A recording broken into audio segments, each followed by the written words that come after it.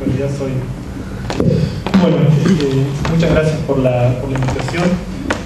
Disfruté mucho del relato de las dos compañeras, cargado de historia, ¿no? Me parece muy interesante, sobre todo para mí que todavía me considero bastante joven, y que, bueno, cuentan un pedazo de historia que es bastante significativo para quienes, como yo, hicimos una formación ya en la democracia, y eso tiene también seguramente matices que sería interesante pensar, ¿no? Lo que fue formarse, estudiar, ¿no? No es un detalle menor, seguramente. Me acerco al micrófono. Sí, al principio soy medio tímido y voy hablando lejos, pero después lo salgo y termino allá adelante. Bueno, me costó mucho pensar este tema. No estoy muy seguro de lo que voy a decir. Especialmente, pero creo que eso es algo positivo, ¿no? Por lo general, yo tengo más o menos un hábito de participar de congresos, jornadas, coloquios. Me gusta que se haya llamado a este encuentro simposio, creo que eso tiene también un valor, el término por sí mismo. Y decía que me costó pensar, a pesar de este hábito de participar de instancias de exposición, por lo general me suele ocurrir que cuando me presento un congreso, una jornada, un coloquio, sé lo que voy a decir, ¿no? Tengo en claro, cuando en esta oportunidad Cecilia me hizo la invitación de venir a Rosario a conversar en esta instancia, yo no le respondí inmediatamente, porque no sabía qué decir realmente. No sabía si yo podía decir algo sobre esta cuestión. Y después lo que reflexioné es que en realidad muchas veces esas instancias en las que no está muy claro qué es lo que uno va a decir son las mejores, ¿no? Por lo general, bueno, esta semana vengo del Congreso del Mercosur en la Facultad de Psicología de la UBA, donde se presentaron 6.000 trabajos y donde nadie escucha a nadie, ¿no? Son esos trabajos, esas instancias monstruosas, ¿no? Esas circunstancias en las cuales la universidad a veces demuestra ser como un gran elefante blanco, difícil de amarrar. Y ya el título me incomodaba un poco, en el buen sentido de la incomodidad, de la dificultad, quiero decir, ¿no? Recordaba cuando veía la convocatoria, ¿no? El analista, su institución, y me acordaba de un viejo texto de Colette Soler que se llamaba El psicoanálisis y las instituciones, ¿no? Y notaba, lo editó acá del 80, me parece, uno de los primeros números de la revista de Descartes, ¿no? De la revista de la Fundación de Germán García. Y pensaba, ¿no? Justamente el título por oposición, ¿no? En este caso no es el psicoanálisis, sino que es el analista, y no es las instituciones, sino que es su institución, donde en el título no se salva nada, ni siquiera, ¿no? Hasta el su es significativo, ¿no? Porque se lo podría leer de modo objetivo y serían las instituciones, o se lo podría leer de modo subjetivo y sería la institución misma del analista, que instituye el analista. Un título verdaderamente muy rico. Y lo que pensé es que era un tema con el que fácilmente podría tirar la pelota para afuera, ¿no? Y venir y preparar algo más o menos orientado según lo que vengo pensando en el último tiempo, pero no quería hacer eso, no estoy muy interesado en tirar la pelota afuera, que prefiero como asumir en todo caso el valor testimonial. Bueno, que de algún modo las compañeras creo que hicieron la misma elección que yo, y me parece que, digamos, es una invitación a una reflexión en primera persona, ¿no? No me parece que no es hablar del psicoanálisis, no es hablar de las instituciones, ¿no? Sino de qué le pasa a uno con eso. Y por eso, bueno, en definitiva lo que pueda decir es tan poco verdadero, ¿no? Porque creo que solo se aplica a mí, pero de algún modo, en ese sentido quizás, ¿no? No por eso pasa a ser mentira, ¿no? Y pensaba, o mejor dicho, una de las cuestiones que después de aceptar la invitación dejé durante esta última semana que fuera resonando de alguna manera el título en distintas lecturas que fui haciendo circunstancialmente. Y me acordaba, ¿no? No hice una lectura pormenorizada del texto, les digo que fue algo que dejé que resonara nada más. Y creo que incluso fue mirando televisión, mirando un programa de televisión, me acordé de esa referencia de Lacan del 78, del discurso de clausura de las jornadas de la escuela, donde Lacan dice esa famosa frase de que el psicoanálisis, una frase un poco pesimista quizás, ¿no? Dice algo así como que bueno, el psicoanálisis es intransmisible, ¿no? Que no se puede transmitir el psicoanálisis, y que con eso cada uno tiene que inventar o reinventar el psicoanálisis por su cuenta. Que es una frase que la verdad que es un poco triste, ¿no? Uno piensa después de tantos años, ¿no? 2 años antes de morir, Lacan dice que el psicoanálisis no se puede transmitir, pero que esa frase a veces se la lee justamente con ese tono pesimista, y para mí es una frase bastante alegre, diría, ¿no? No tanto porque diga que hay que reinventar el psicoanálisis, porque eso es casi evidente, ¿no? Cada analista reinventa el psicoanálisis a su propio estilo, lo lleva hasta sus propias consecuencias, ¿no? Hasta las consecuencias de su propio análisis, de sus propias elaboraciones teóricas, como fuera, sino porque que el psicoanálisis sea intransmisible o no sea transmitible, no quiere decir que no haya transmisión, ¿no? Creo que son dos cosas distintas. Y ahí sí, digamos, mientras pensaba en esta frase, fui a buscar la intervención de Lacan en las jornadas del año anterior de la escuela, del 77, donde me parece que es una frase que va en sentido completamente contrario a esta que afirma la no transmisión del psicoanálisis. Y porque en ese discurso, ¿no? Traducido más o menos así, lo parafraseo en realidad, dice algo así como que si estamos todos acá reunidos es porque no hay un solo modo de revolver la ensalada, dice algo así, ¿no? Y esa me parece que es un buen punto de partida para reflexionar acerca del lugar del analista o la institución, ¿no? El subinstitución del analista, ¿no? Que haya distintos modos de revolver la ensalada, que haya modos siempre particulares, ¿no? O modos singulares en realidad de transmitir, o que mejor dicho, que lo que se transmite siempre es una singularidad que no habla tanto quizás del psicoanálisis como de ese analista en particular. Y eso no es una novedad, ¿no? Por decirlo así, Lacan siempre dijo eso, ¿no? Lo dijo quizás en toda su teoría, ¿no? Lo dice en formulaciones acerca del padre, ¿no? Un padre nunca transmite una versión del padre solamente, ¿no? Mejor dicho, la versión del padre que transmite un padre siempre es su versión como hombre, en tanto eligió a determinada mujer. O sea, en definitiva, lo que un hombre, o mejor dicho, lo que un padre, un supuesto padre transmite es qué hizo o hasta qué punto pudo hacer de una mujer la causa de su deseo. Por lo tanto, no transmite en sentido estricto una versión del padre, transmite otra cosa. Y con respecto a la institución, otra de las lecturas que me encontré esta semana fue de casualidad una distinción que de casualidad encontré, decía, en un texto de Deleuze, que es la presentación que hace a la obra de Sacher-Masoch, donde distingue entre contrato e institución. Como suele ocurrir, sería pretencioso creer que lo que Deleuze dice sea cierto, ¿no? Parece que Deleuze es un autor mucho más rico por lo que permite pensar que por la verdad de lo que dice, ¿no?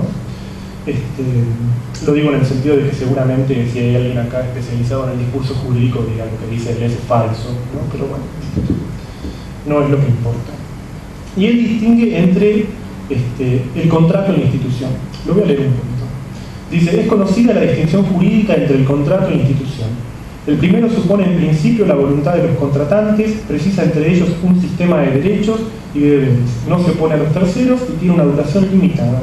El segundo tiende a definir un estado de larga duración, involuntario e intransmisible, ¿no?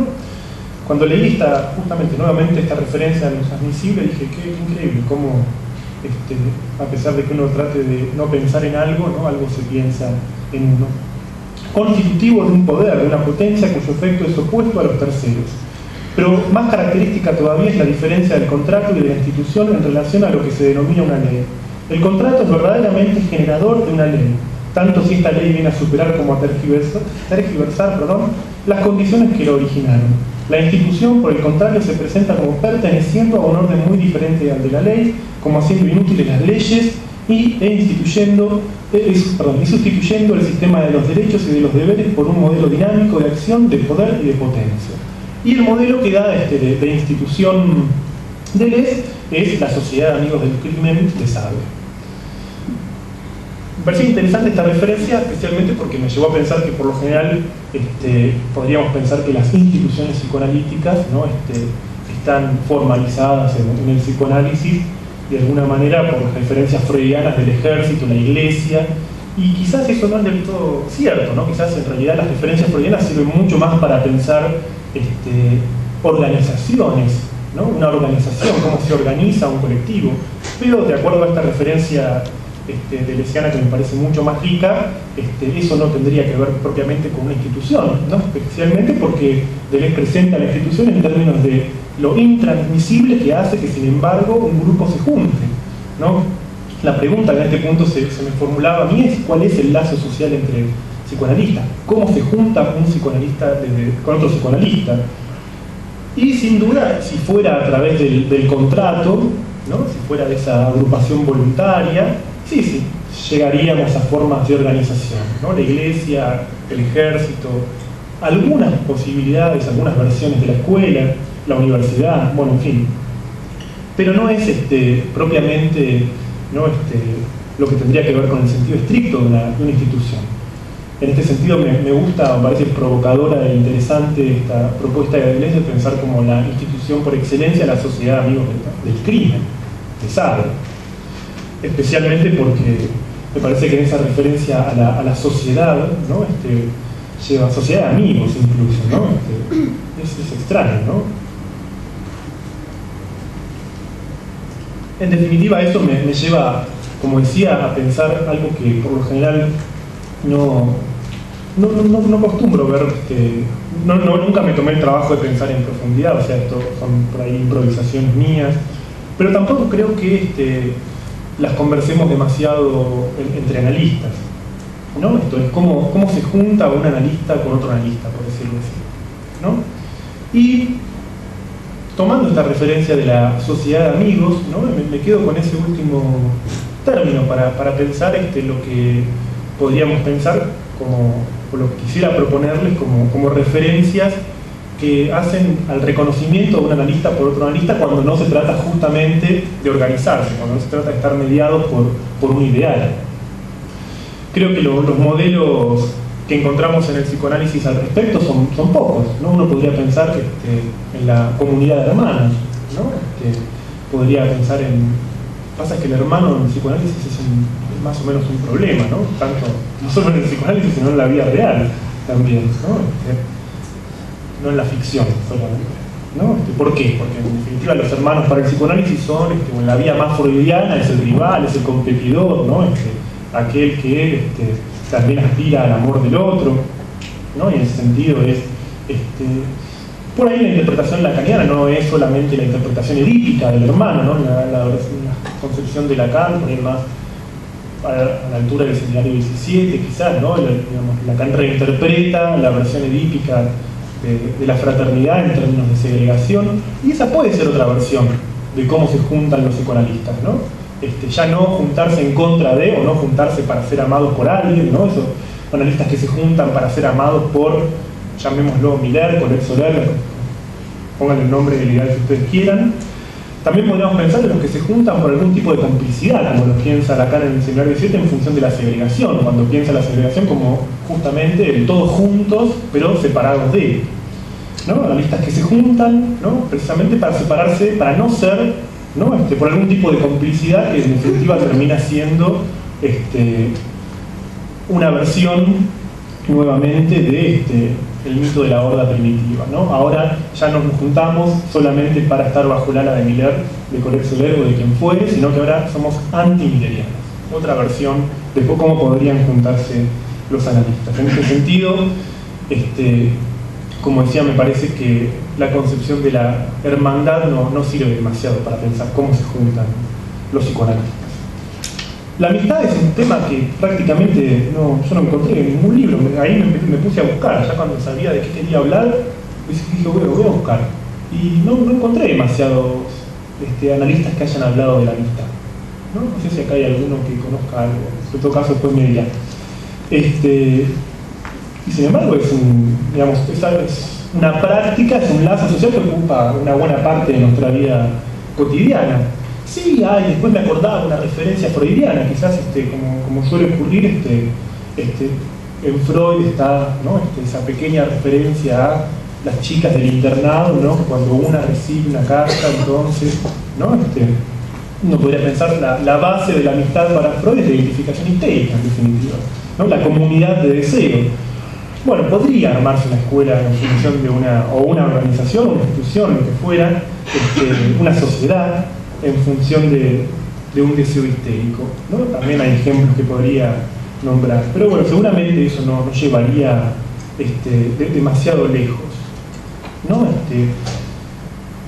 Por estas vías, entonces decía, ¿no? Si no es un ideal, o porque de alguna manera si pensamos que es el ideal lo que puede hacer que se junten los analistas, eso llevaría de algún modo a cierta profesionalización del psicoanálisis, ¿no? Y eso, bueno, lo encontramos como un síntoma contemporáneo, me parece, en muchas escuelas de psicoanálisis, ¿no? Que llaman a sus programas de formación posgrados, ¿no? Donde se presupone que hay una carrera de grado por la cual alguien puede acceder a un curso de formación en la escuela, ¿no? Y me parece que eso es algo sintomático. Hay escuelas que hacen convenios con universidades para tener títulos oficiales. Bueno, en fin. Si fuera una comunidad de deseo lo que puede hacer que un analista se junte con otro analista, eso llevaría ya no a una profesionalización, sino que es casi no sé cómo decirlo, ¿no? Lo pienso más en términos de...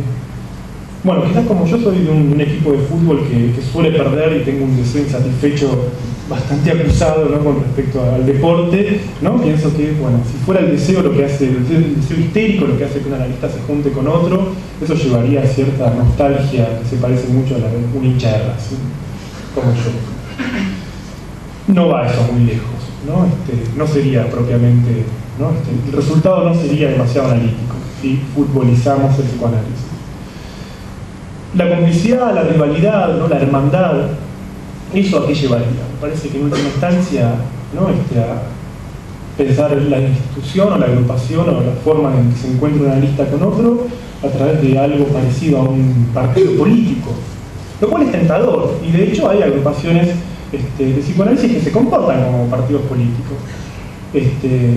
Si bien digo, es bastante tentador, ¿no? No pareciera ser lo más prolífico, porque todavía no encontramos, por decirlo así, ninguna marcha peronista que solucione los conflictos entre analistas. Sería deseable que en algún momento, bueno, sería fantástico, imagínense la situación que las peleas entre analistas se puedan resolver cantando la marcha. Sería fantástico, pero no es lo que pasa.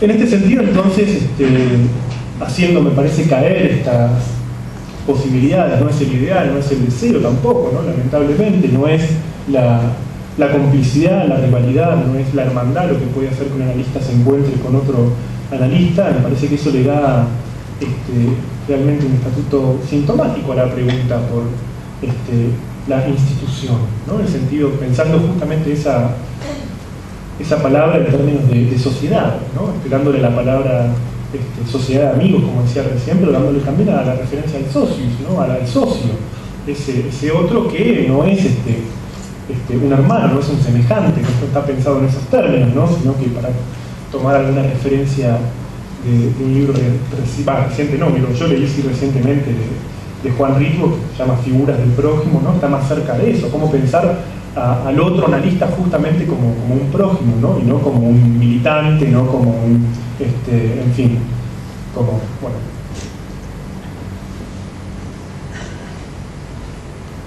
Decía, eso le da realmente un valor sintomático que de hecho yo vivía hace unos minutos, ¿no? Cuando él me preguntaba, ¿cómo te presento?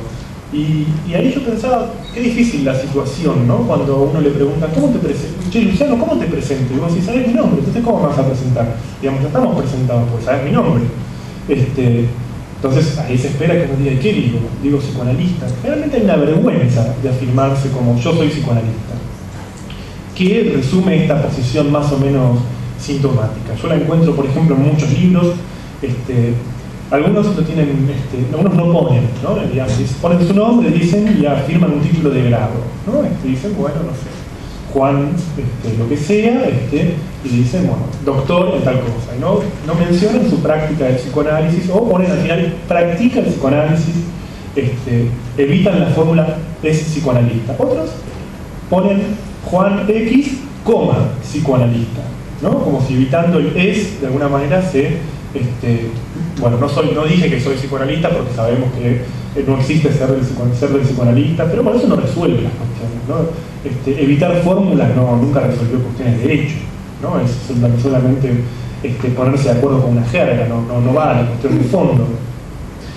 Decía entonces que esa cuestión sintomática que se afirma en algo tan trivial como una presentación, cómo te presento, creo que eso está en esa vergüenza que me parece que está en esa incomodidad, esa vergüenza de decir, presentame como psicoanalista, que el fundamento de esa división, por decirlo así, si efectivamente se trata de una vergüenza, la vergüenza es una forma privilegiada de la división subjetiva, está en que si a mí me da vergüenza que él me presente como psicoanalista es porque yo lo reconozco a él como psicoanalista también, ¿no? Hay un punto donde esa división supone que sí hay un psicoanalista en algún lado, frente al cual uno se avergonzaría, ¿no? Lo cual es nuevamente una cuestión realmente sintomática, porque es suponer que en algún lado hay un psicoanalista. Es como esas presentaciones clínicas en las que a veces alguien lee un texto y dice el analista dijo, ¿no? Es como casi lenguaje maradoniano, ¿no? Es como el Diego dijo, ¿no? Y el analista dijo. Creo que en ese punto esta pregunta, ¿no? Hacia la institución o el analista en la institución, yo no la pienso tanto en términos de las organizaciones, ¿no? Por las cuales puede pasar un psicoanalista o por las cuales en las cuales puede practicarse el psicoanálisis, porque eso es de lo más diverso, ¿no? Está más o menos demostrado que puede haber psicoanálisis en cualquier lado, ¿no? Si Freud pudo dar una interpretación en una montaña, ¿por qué no lo podríamos hacer en un hospital público, en la universidad? Eso tiene que ver con instancias más o menos concretas y no con preguntas estructurales. Creo que reconociendo el carácter sintomático de esa posición por la cual alguien se puede llegar a afirmar como psicoanalista, es que reconocemos de algún modo que fundamentalmente el psicoanalista es el otro, ¿no? Y eso no tiene que ver con una posición deseante, ¿no? Por decirlo así, el psicoanálisis es el psicoanálisis del otro, no tiene que ver con eso, ¿no? Sino con reconocer que el otro, esto es, que hay una posición de prójimo en la enunciación misma de alguien como psicoanalista, ¿no? Que de hecho para poder afirmarse como psicoanalista es preciso haberse reconocido previamente de un modo extranjero. Creo que una palabra que escuché bastante en estas presentaciones y que me parece muy interesante. Esa extranjería del afirmarse como psicoanalista creo que es consubstancial o es intrínseca a el chanchito. Decía, ¿no? Creo que es consubstancial a primero no afirmar que hay un otro en algún lugar que sí sería el verdadero psicoanalista, ¿no? Sino que tiene que ver con la pregunta del fundamento del propio acto, ¿no? ¿Qué puede juntar a un psicoanalista con otro psicoanalista? En definitiva, esa vergüenza por el acto, que en definitiva es la pregunta por el acto. Pensar que con otro se puede pensar acerca del acto. Por eso esa posición sintomática que recortaba recién, ¿no? Por la cual uno con cierta vergüenza se afirma como psicoanalista, lo que destaca es una posición, una relación con el otro, una forma de lazo social que es fundamentalmente la del interlocutor. Esto es, un psicoanalista para otro psicoanalista, ¿qué podría llegar a ser si no un interlocutor? ¿No? Algo que una fórmula, una carta temprana de Lacan, cuando le envió su tesis de doctorado a Henry A., ¿no? Le dice o le agradece fundamentalmente haber sido durante todo ese tiempo alguien con quien hablar, ¿no? Uno podría pensar, Lacan con Henry A. se llevó mal toda la vida, ¿no? Seguramente conocen la historia, ¿no? Saben, digamos, no hay más que leer acerca de la causalidad psíquica para darse cuenta que es un texto en el que Lacan escribe ese texto contra Henry A., ¿no? No era, por decirlo así, ni un ni siquiera un mal hermano, ¿no? El tipo al que pegó siempre. Y sin embargo le reconoce esa capacidad, o mejor dicho, esa interlocución, ¿no? De haber sido alguien con quien hablar, ¿no? En ese sentido, ¿qué puede juntar a un analista con otro analista si no eso? ¿No? Independientemente de que llamemos a eso escuela, universidad, organización, iglesia, ejército, llamémoslo como queramos. Gracias.